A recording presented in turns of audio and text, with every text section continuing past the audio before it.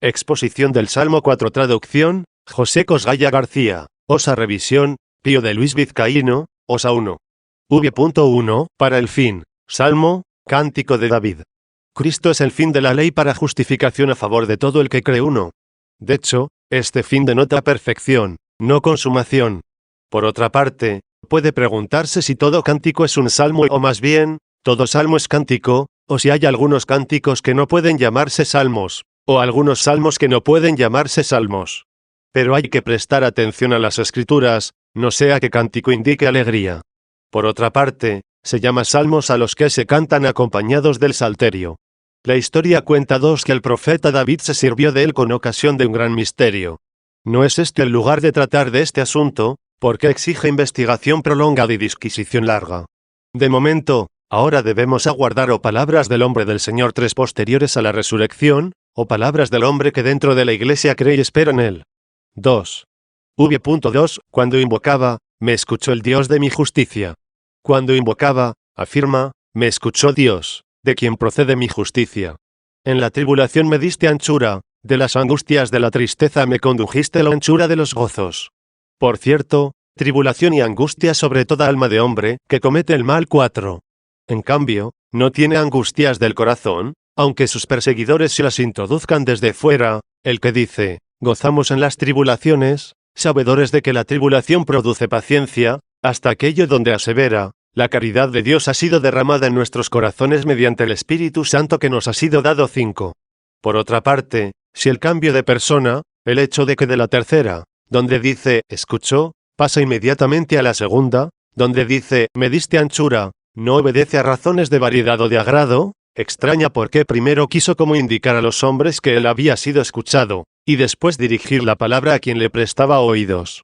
A no ser que, tras haber indicado cómo fue escuchado, en esa anchura del corazón prefiriera hablar con Dios, para mostrar también de este modo qué significa recibir anchura en el corazón, esto es, tener derramado en el corazón a Dios, para conversar con él interiormente. Con razón, esto se aplica a la persona de quien, al creer en Cristo, ha sido iluminado. En cambio, no veo cómo esto puede ajustarse a la del hombre del Señor, al que asumió la sabiduría de Dios. 6, pues ella no lo abandonó nunca. Pero, como este ruego suyo es indicio de nuestra debilidad, así también el mismo Señor puede hablar de esa repentina anchura del corazón, en vez de sus fieles, cuyo papel desempeñó él también cuando aseveró, tuve hambre y me alimentasteis. Tuve sed y me disteis de beber. 7, etc.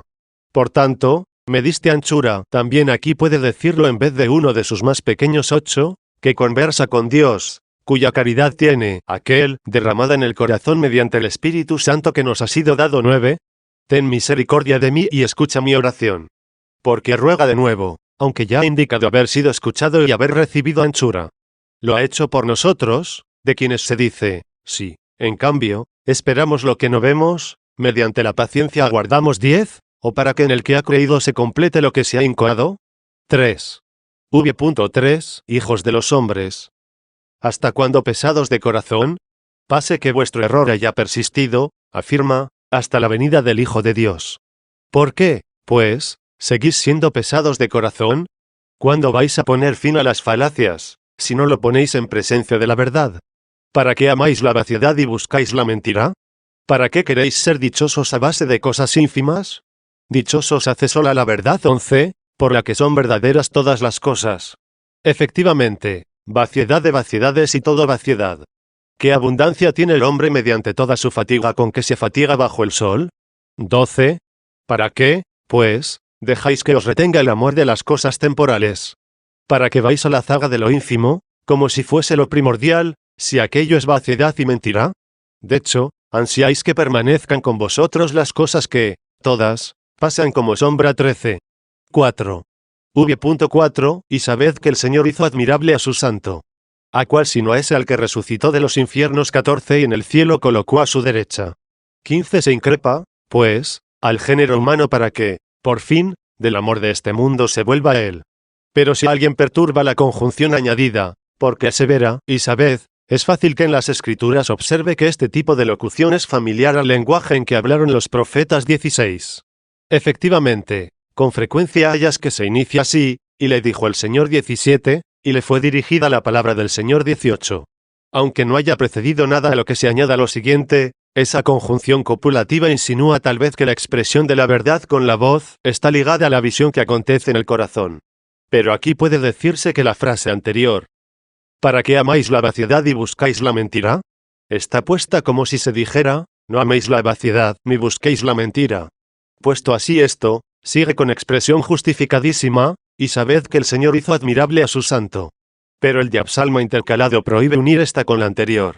En efecto, ora sea, como algunos afirman, una palabra hebrea que significa hágase, ora sea griega, que indica un intervalo al salmodiar, de modo que salma es lo que se salmodia y, en cambio, diapsalma es el silencio intercalado al salmodiar, de forma que, como SYMPSALMA se llama a la unión de las voces al cantar, así se llama diapsalma a la separación de ellas, en la cual se muestra cierta pausa de la continuación, que ha sido separada.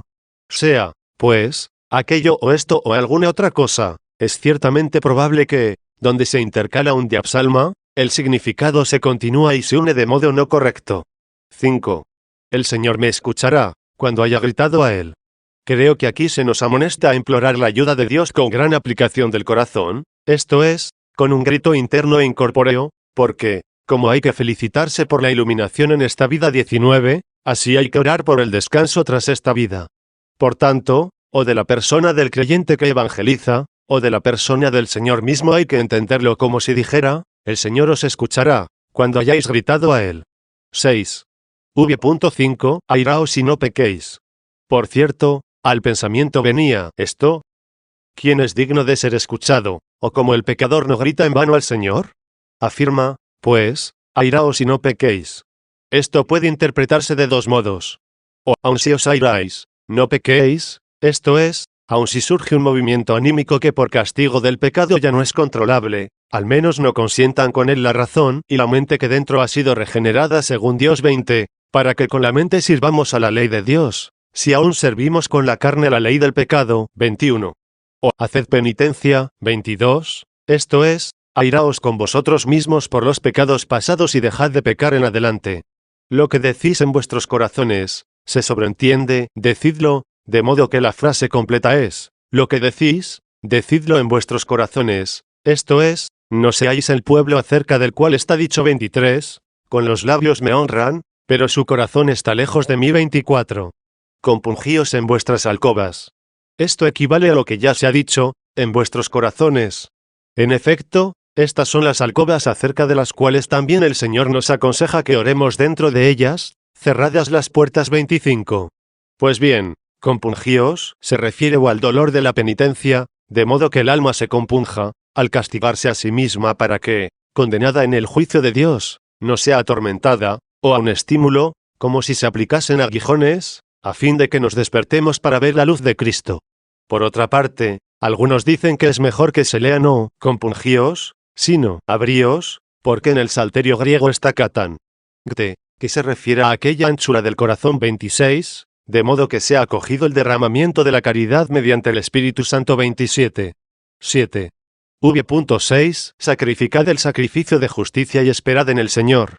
Lo mismo dice en otro salmo, sacrificio para Dios es un espíritu contribulado 28.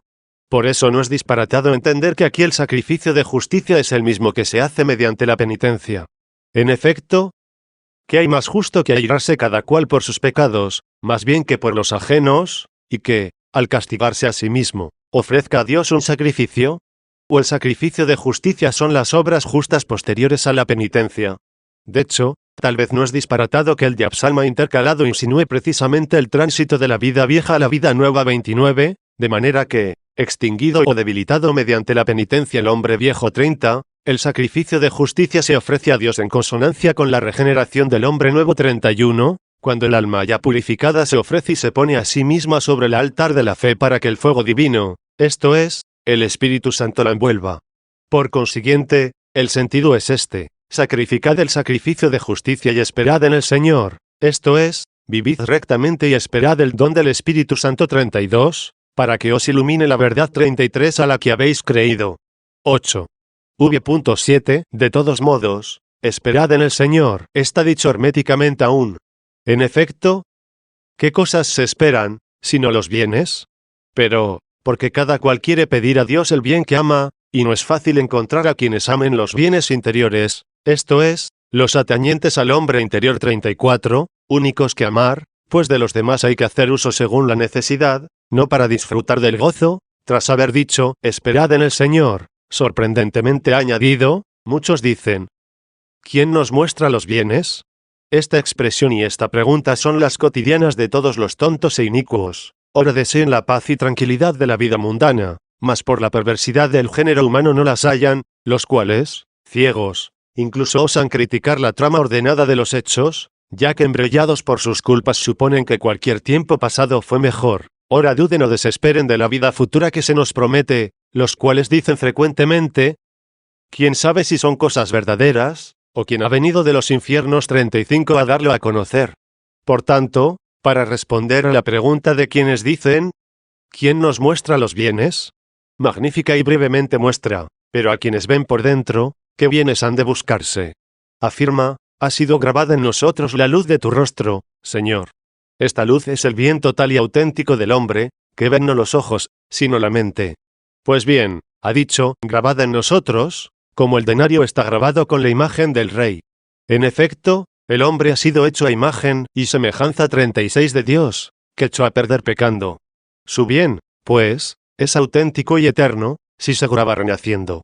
Creo que también tiene que ver con esto, cosa que algunos entienden clarividentemente, lo que el Señor, vista la moneda del César, asevera, devolved al César lo que es del César, y a Dios lo que es de Dios 37, como si dijera, igual que el César os exige la impresión de su imagen, así también Dios, de modo que, como se devuelve a aquel la moneda, así se devuelve a Dios el alma, iluminada y grabada por la luz de su rostro.